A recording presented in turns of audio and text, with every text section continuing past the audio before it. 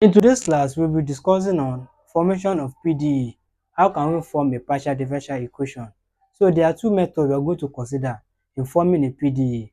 Then we'll now look on example related to formation of what PDE. So let us consider what I wrote on the board. A PDE can be formed by two main methods, namely by elimination of arbitrary constants, by elimination of arbitrary function. So we will consider two methods. First method is elimination of arbitrary constants. If you are given a relation, if you are given a relation, given a relation of the form of f of xyz, then a b is equal to 0, where z is a function of sy and a b are arbitrary constants. We differentiate the given relation with respect to x and y partially and eliminate the arbitrary constants a and b to form the partial differential equation PDE. If you want to eliminate arbitrary constants, it means the arbitrary constants we have been given there, maybe AB is an arbitrary constant. Whenever we have a letter ABC, they are arbitrary constant.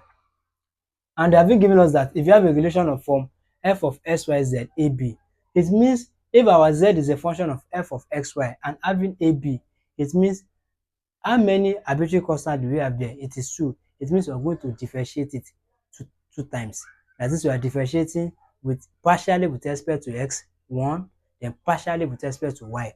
So it depends on how many arbitrary constants that we have there, we are going to differentiate. So that's why we have that. We differentiate the given relation with respect to x. We are going to differentiate with respect to x first. Then we now differentiate with what? With respect to what?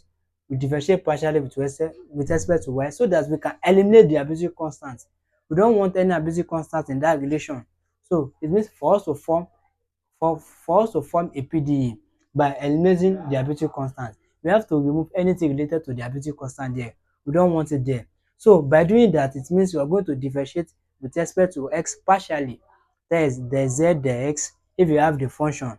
If the function is z, if it is y, we are going to differentiate with respect to y.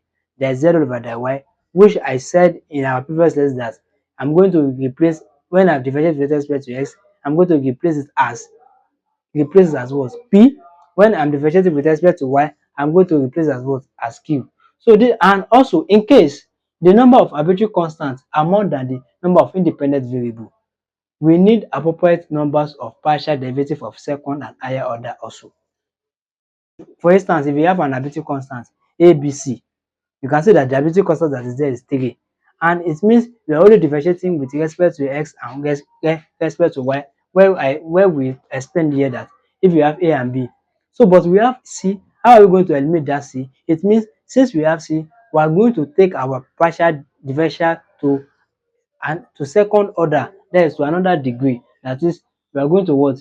We need appropriate number of partial derivative of second and higher order also till we eliminate it.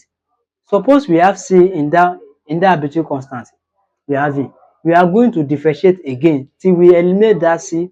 We don't want any arbitrary constant to show in that relation.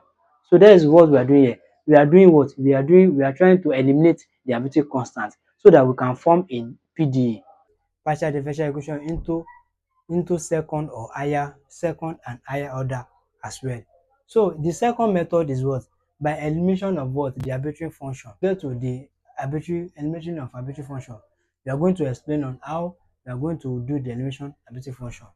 In our next session, we are going to consider some examples on how can we form a what? How can we form a PDE by what?